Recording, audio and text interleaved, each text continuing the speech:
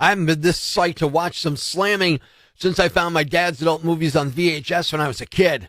Good morning, I'm Rock 107's Prospector. Today is the day where you get to watch a NASA spacecraft slam into an asteroid. Yeah, today, science fiction enters the real world when DART launches into Dimorphos, the moonlet of a near-Earth asteroid called Didymos, I'm assuming, to alter the path, and you'll be able to follow the entire thing, all the action, live. NASA, yeah, they're getting pretty pumped about it, too. Check out this hard-hitting commercial they made for the event. Monday! Get ready for high-power NASA thrusting, dart-crashing, asteroid-smashing action! It's the double asteroid redirect mission, better known as DART! Spacecraft versus Dimorphos! Watch all the action on the camera live stream, Draco! Don't miss the slamming, the trajectory changing, the total spacecraft destruction! $325 million gone with one big Monday! That's today, live 6 p.m. Eastern. Be there!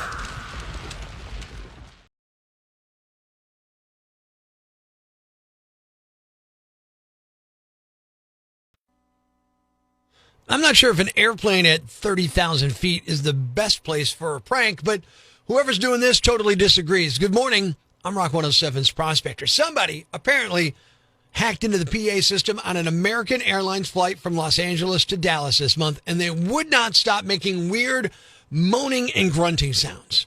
They were like half pleasure, half pain. Kind of gross, really. A passenger posted audio of it on Twitter late last week. He said it started before the plane took off and it continued well into the flight. Wow.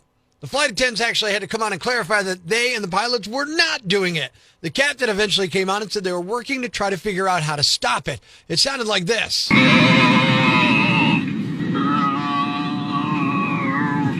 and gentlemen, we realize there is an extremely irritating sound coming over the public announcements.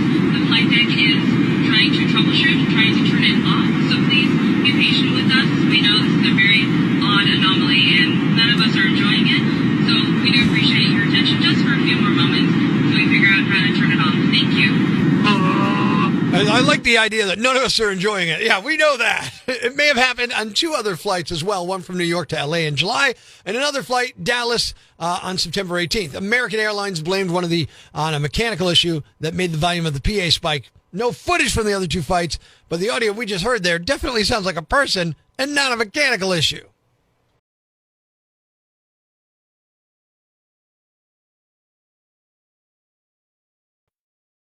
All that moaning gave me an idea. Good morning. I'm Rock 107's Prospector. Just a couple of minutes ago, I told you someone's hacking an airline PA system and they're treating passengers to a nonstop medley of moans and grunts. Now, as terrible as that could sound, it could be much worse, especially if you got anything from my list of top 5 things you never want to overhear on an airplane intercom. Here we go. Number 5. I need the person in 32B to return his pants to the upright and locked position. Top 5 things you never want to hear on an airplane intercom. Number 4. If you look to your right, you'll see the Grand Canyon. If you look to your left, you'll see a wing on fire. Number 3. We're ready to begin our descent into Newark. Top 5 things you never want to hear over an airplane intercom. Number 2. We won't have use of the lavatory for the duration of the flight, so please hang on to your coffee cups. And the number 1 thing you never want to hear over an airplane intercom, welcome aboard Spirit Air. There you have it.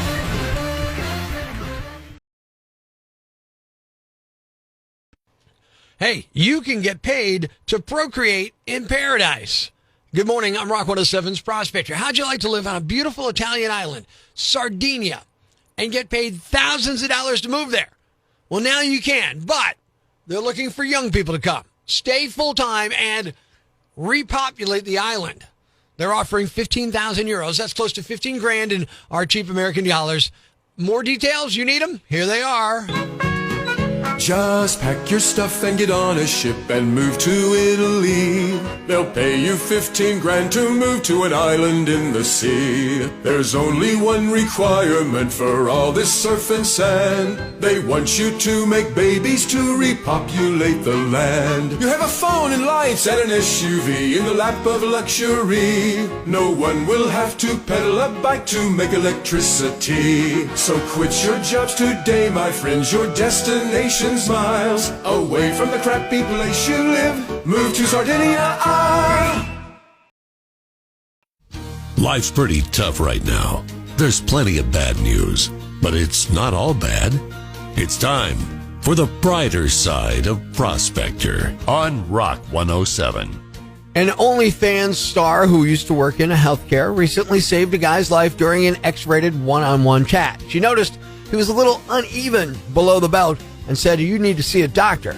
Turned out he had an aggressive form of testicular cancer, but they caught it just in time thanks to her. Thanks. We needed that. The brighter side of Prospector on Rock 107. Breaking the news that's already broken. It's time for Prospector's Briefs on Rock 107. Los Angeles got rid of the mask mandate for public transportation, so now if you see someone in Hollywood with a mask, it's due to botched Botox. Tommy Lee bought a new house. Sources say his junk has been bugging him for its own bedroom.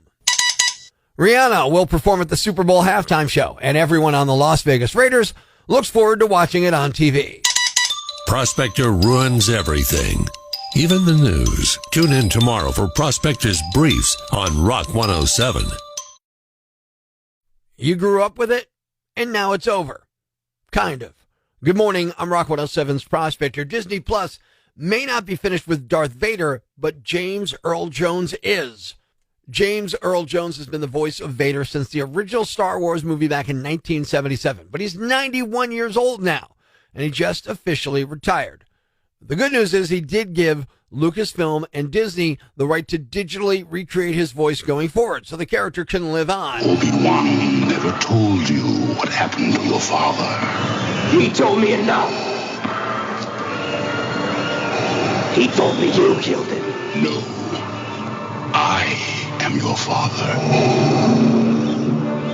Yeah, we won't be missing that because they'll be digitally recreating Darth Vader. He most recently appeared on the Disney Plus show Obi-Wan Kenobi, but that dialogue was AI generated with Jones' approval, of course. So we'll still have Darth, I guess, just not James Earl Jones.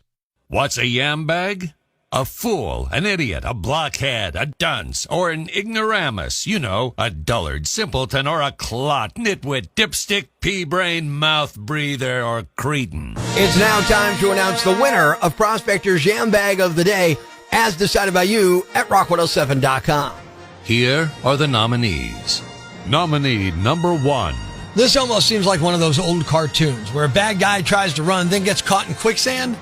A woman recently stole a Mini Cooper in the Seattle area, and then she blew through some barricades trying to get away. The roadblock was there because a crew was pouring fresh cement, and the car immediately got stuck in it. And I'm not talking about a couple of inches of sidewalk cement. This is about a foot deep. And after getting stuck, the driver threw a TV, an Instapot, and a half-empty bottle of whiskey out of the car before trying to flee the scene. She got out and tried to run away with her 4-year-old son. Someone called 911, and police caught and arrested the driver for driving under the influence, domestic violence, theft, negligent driving, and hit and run with property damage. Nominee number 2. Vladimir Putin is now threatening to use nukes if Ukraine doesn't let him take huge swaths of their country away. But there was an even more immediate nuclear threat right here at home. A University of Utah student is facing charges after she threatened to blow up a nuclear reactor if the school's football team lost their game last Saturday. She's 21 years old and made the threat on social media on an app called Yik Yak before the game started. She claims it was just a joke, which is probably what it was, but authorities are not laughing. The University of Utah has its own small nuclear reactor for research. It's the only reactor in the state, and it turns out she's had classes in that building. Joke or not, they arrested her last Wednesday for making a terroristic threat, and she probably should have known better because another Utah student just got arrested last month for also joking about a bomb threat. The Utes ended up winning that game, by the way. They beat San Diego State 35-7. And the winner is... The college kid who threatened to blow up a nuclear reactor if their football team didn't win. I appreciate the passion, but that's a bit much. You're the Yambag of the day, and we'll move on to Friday's Yambag of the Week competition. Keep it here for all the nominees for Prospector's Yambag of the Day, weekday mornings on Rock 107. Into Prospector's Prime Cuts podcast. Be sure to catch us live weekdays from 5:30 to 10 a.m. on Rock 107 or online at rock107.com or the Rock 107 app. A free download for your Android or iPhone. Subscribe to the podcast on Apple Podcasts, Google Podcasts, Spotify, Stitcher Radio, or wherever you get your podcasts so you never miss Prospector's Prime Cuts.